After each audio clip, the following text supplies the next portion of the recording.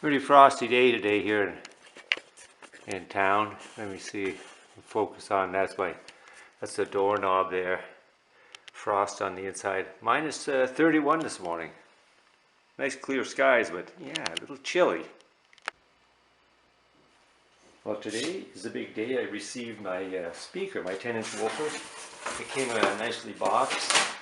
This is one I ordered from Amazon. The other one I ordered from AliExpress came in a plastic bag, so I sent it back, and now they don't want to give me back my money, so I'm pretty upset with those guys. Anyway, deal with that later. So it comes, this one came in a box. That's in a box. And open this box. See, that's what you're supposed to pack the speaker, not just in a bag and send it. Okay, so well,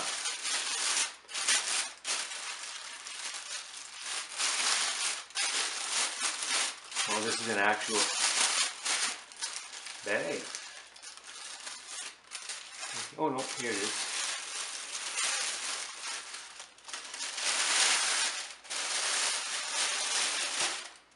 Look at that bad boy.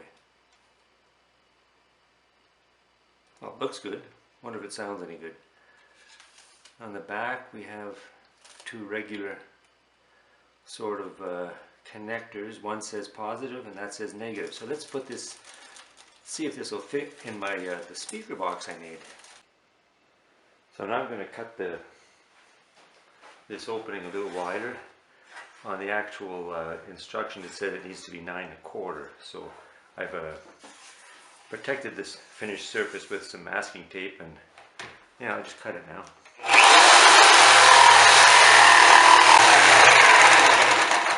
Incidentally, I did make a pencil mark all the way around, so I'll just keep cutting that and then I'll get back to you. So I cut it out.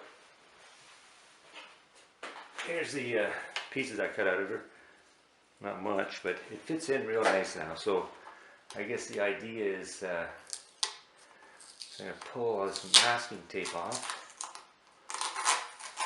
And then the next part of this project is to hook up all the electronics and plug this into my stereo and see how it sounds.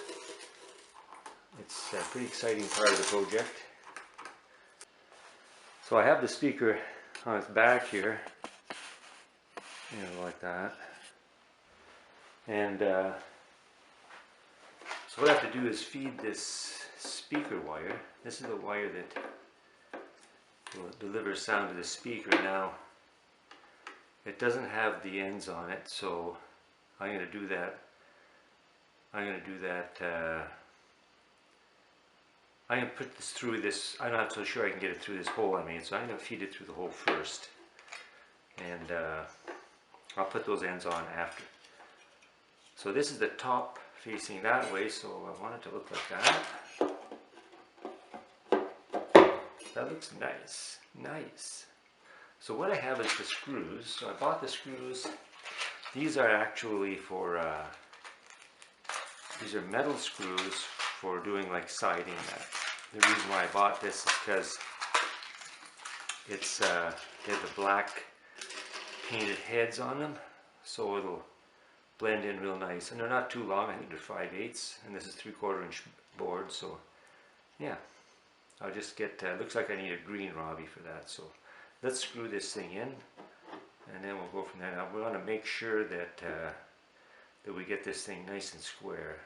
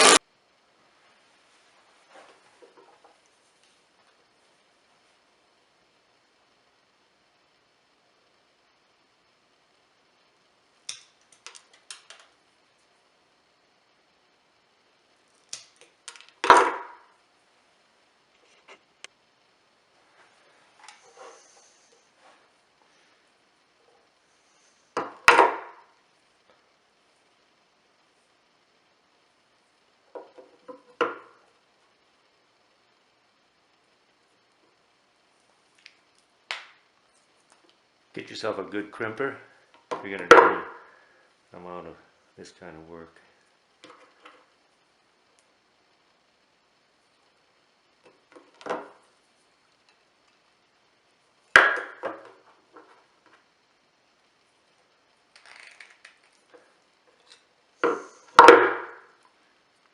Okay, nice and tight. Now the next thing I want to do, clean this box out and then put in some damping material. They have this acoustic sponge you can get, but I don't have any. And I could have ordered some, but I'm cheap. They wanted something like $30. So I got some other stuff I'm going to see if I can use. It's a bag of some sort of cotton pillow filling. And yeah, I'll see what happens. So I've filled this very loosely with actually the stuffing from a pillow, some sort of cottony business. Now, I don't know if that's going to work. It probably is better than nothing, and maybe it's better than most things. I'm not sure. I'll ask some audiophile buddies of mine about that. But anyway, it's packed, and now I want to hook the speaker up to these things. So as you remember, this is positive, so I'll put the red one on there. Now I wish I had more wire sticking out, but I don't. It's enough, but it'd be nice to have more. Okay, I've hooked it up. Now I'm setting her in here. And now what I want to do is screw, there's 4 screws, but I want to make sure that they're nicely squared off and lined up with this. I don't want to be cockeyed and have somebody look at it and wonder what that's all about. So I'll do that now. I'll get that measured out. I don't even have a tape measure down here. Let me go like this. I'll measure like that. And look at that, it's not even close. So I'm going to spin this a bit. That's right about where that there is. Got to bring a little more. So it's right about there. That looks good right there.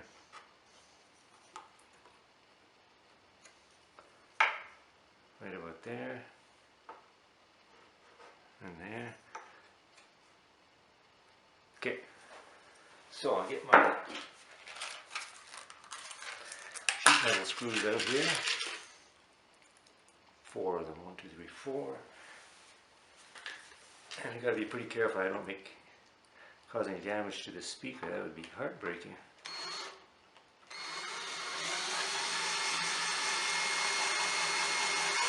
Now why isn't that going in there? There we go.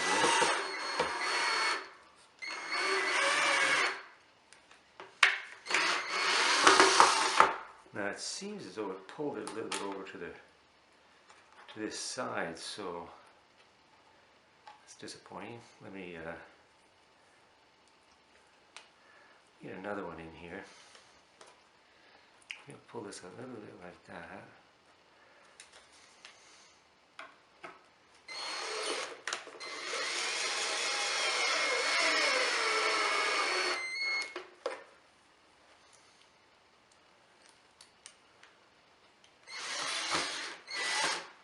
Now, that was something I was kind of afraid of. There's no wood there. So, it's because of the way I cut it out. It's not 100% perfect, believe it or not. Yeah, that's right in that spot. So what I'm going to do is maybe turn it a little bit like that. It'll be a little bit cockeyed, but hopefully nobody will notice. Try this again now.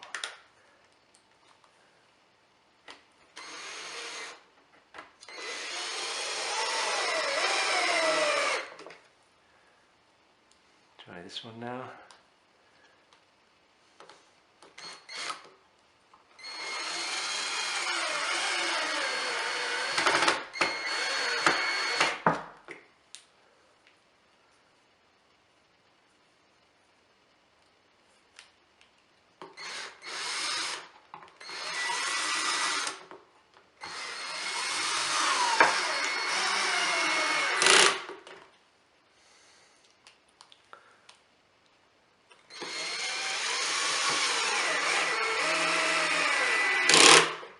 Okay, so everything is in. That one doesn't seem like it. Doesn't seem like it hit wood.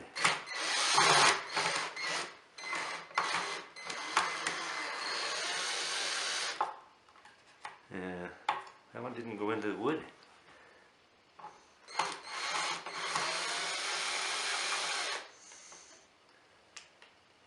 Okay, I'm gonna have to fix that. So this is how I will hook this subwoofer up. Now this is what they call an active subwoofer, so that means it has its own amp. There's two types, there's active and passive. So passive would be more like in a home theater system, a 5.1, 3.1, whatever. The 0.1 is the subwoofer, which receives its signal and power from the amp. So in this case, this subwoofer has its own amplifier, so we just need the signal. So I'm not going to hook it on to the speaker terminals because these are amplified. So I'm hooking the subwoofer here into the pre-out. This one has pre-out, some would say line out. So that's what I'm hooking them into, right and left. And so that's how I would connect this to my amplifier. So this particular amplifier is a Luxman R-115. I picked it up secondhand and it seems to be pretty good. So that's how I did that. So let's look now at the back of the speaker and see how that gets hooked up. So here's the back of my subwoofer. So this is the plate amp. Now this here is the line in. So this comes from the back of the amp, from the pre-out, or it could be line out, and it goes in here to line in, right and left. There's also terminals for speaker wire, and I would presume that's if you don't have a line out or preamp out on your receiver, you could just run your speaker wire from your A speaker, or you just tap into your, I should say tap into your A speaker, or if you have B speaker, you could run it from the back of the amp to these terminals. But as it is, I have a line in, so I'm just receiving the signal here, and then the amp is doing the rest. It has a 110 power source. Some of them have you have to use a transformer. They're like a 12 volt or 24 volt powered unit. So you have to have a transformer that plugs into the wall, plugs into the unit. I wanted to have a 110 powered one. Now on the back here it says on, off, and auto. So I have it on right now, so when I don't use it, I just turn it off. But I can put it on auto so that I can just leave it on and then it will go to sleep if I'm not using it over a period of time. Up here there's a volume control, frequency control, and phasing. So phasing is if, let's say I had two subwoofers, I'd put one out of phase, position them in the room in a certain way, and then I guess you get a better sound. I just have it on 0, and that's how I've hooked up the back of the subwoofer. So I'll talk a little more about this later on.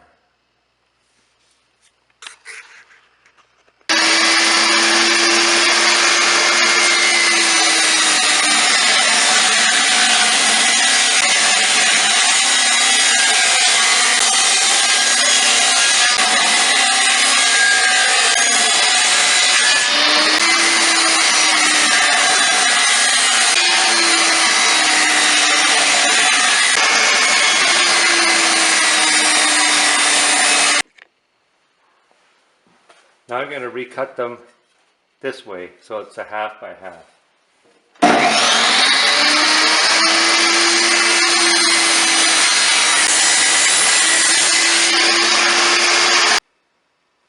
I cut all these pieces of this white pine, this clear pine, into half by half. They're actually slightly bigger than half because I wanted to smoothen them out. So I've got them all laid out here. I've got a little break to rest them again, so I'm going to just hand plane them.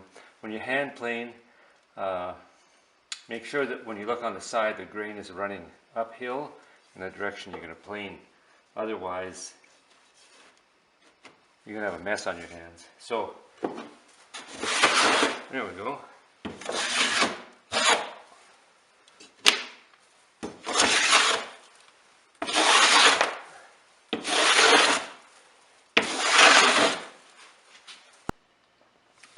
So I made the grill for the speaker, and so what I did is I just ran it through the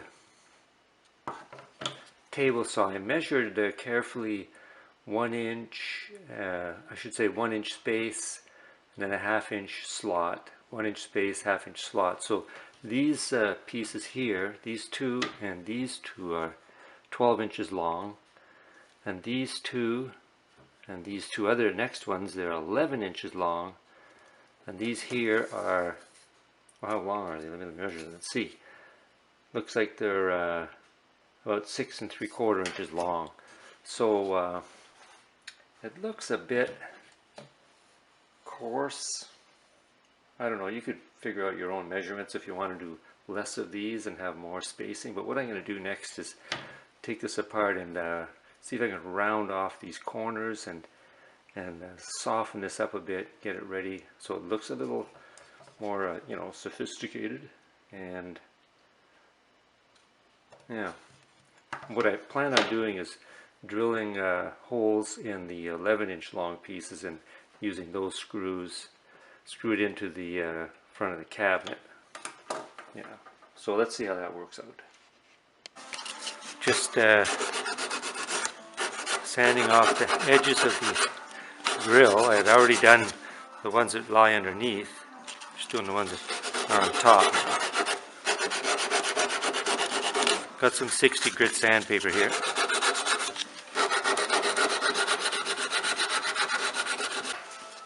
So once I get all these edges sanded down, I have to do the other side as well, and then I'll just put the electric sander on there and see how pretty I can make it.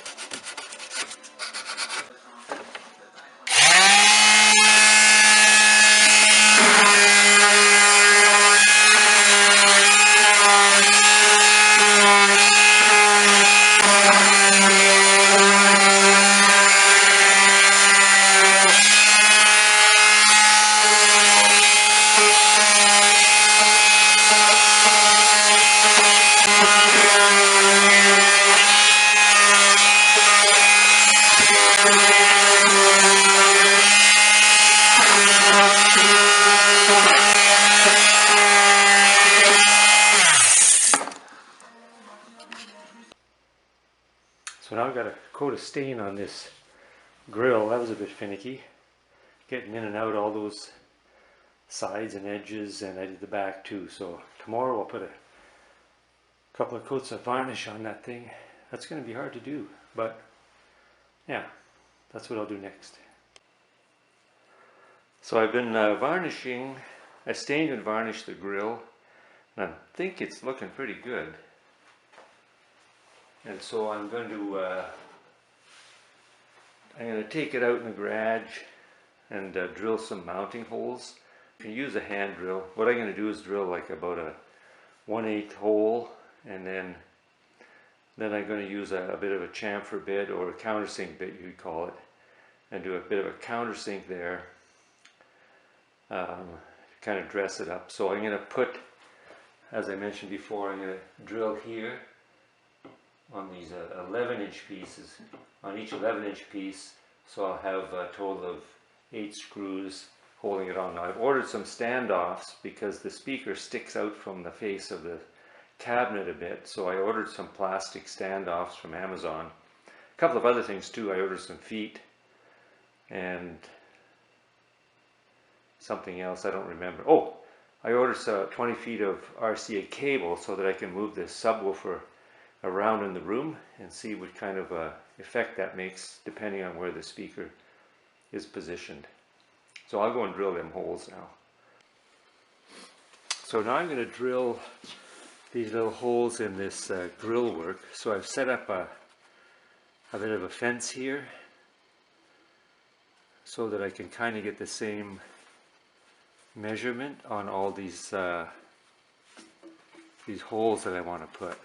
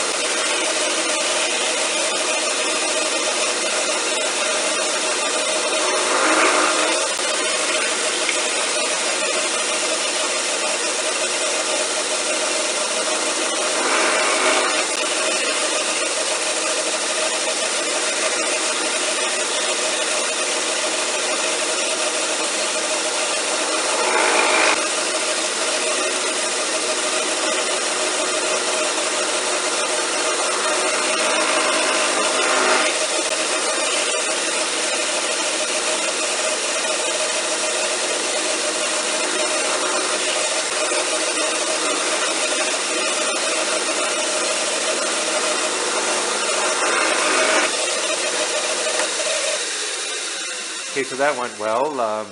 I have a feeling maybe the speed was a little bit high. I could have lowered the speed, but I didn't do that. If you're going to do this with a hand drill, just make sure you clamp your unit, your stock down real good, and countersink with a bit of a punch, and just go in real slow because you don't want to split this. It's just pine. So now I'm going to countersink these. So you could use a drill bit. The thing I don't like about them is they tend to dig in because they're too sharp. I'd rather use an actual countersink or chamfering bit because they don't really, they're very slow cutting, and so you can control a lot better. So I'll put that in and we'll do that next.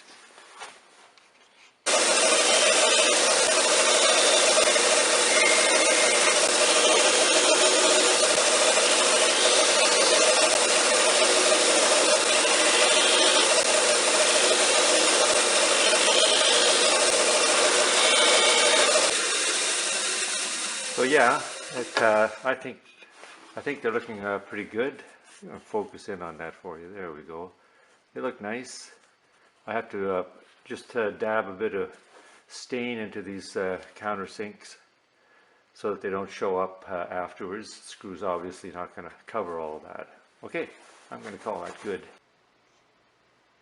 So here's the cost breakdown of this subwoofer project. Go like that. So here we've got the birch plywood. It was 70 bucks. I used half a sheet. I ended up building 2 boxes, which I've already got someone wants to buy that other one. So I'm going to cost that at $35. And carpenter's glue was $15. I used a half container, so that was $7.50. Stain was $11. I didn't even really use half, but I'm going to say I used half, so that's $5.50. Varnish was $37. I used maybe a quarter of a can, so I'm going to put that down at $9.25. The screws, I put it at $6.49. Literally, I only used a very small part of the pack, but we'll just call it $6.49. So now that was the hardware. That was to make the box. So then the plate amplifier with the low pass filter, it was 100 watt at 8 ohms, 200 watts at 4 ohms. That worked out to $77.38 delivered from AliExpress. The 10-inch woofer, which was at 200 watts at 8 ohms, worked out to $79.99. So the total cost was $209.11. Sales tax up here in Ontario, Canada is 13%, so that's $27.18. So the grand total was $236.29. So that's pretty close to what I thought it was going to cost me. I could have bought one for cheaper, but it might not, well, it definitely wouldn't sound as good. This one sounds really amazing. So here's some additional items which I put on the list which I'm purchasing. Don't need them, but anyway, I ordered them on Amazon, some RCA extension cables, 20-foot long, $19.99. The rubber bumper feet for the bottom, I actually bought an 8-pack, but divided that cost in half because I only need 4 feet. That works out to $5.89. And the rubber spacers, it was $9.99 for 25 of them. These are the spacers I'm going to use between the grill and the speaker. And I figure I only need to use 6 of them. No, 8 of them. So it's a third of the cost, so we're at $3.33. So that total of those auxiliary or accessory items comes to $29.21. Sales tax, again at 13%, $3.80. So the total of these additional items is $33.01. So the grand total, completely done, is $269.30. So that's basically what it cost. I don't see how you could make it cheaper, but you might have to scrimp on the amplifier and the speaker, and really that's the two most, I think that's the two most important parts. I think I went as cheap as you'd want to go with these two components, although I've been listening to this thing and it sounds amazing. It's amazing, just telling you. And I've had some buddies over to listen to it, and yeah, it's certainly a good sounding subwoofer. So that's the breakdown of the costs. Well, I finished the project. Here's my subwoofer set up in my listening room with my amp. Got a couple of pretty decent tannoy speakers there, given to me by a good buddy of mine, Rick. And like I mentioned before in a previous video, I've ordered some 20-foot cables, RCA cables, so I can move that subwoofer around the room, see if I can, you know, see what difference it makes to the sound. Also, I haven't installed the grill yet. I'm still waiting for the spacers so that I can mount it here. What do you think? Might look cool. We'll see. Anyway, thanks for watching, if you did indeed watch. If you have any comments or suggestions, especially for the benefit of others, go ahead and leave them in the comment section. So anyway, thanks for watching again, and if you decide to go ahead with a subwoofer project, all the best.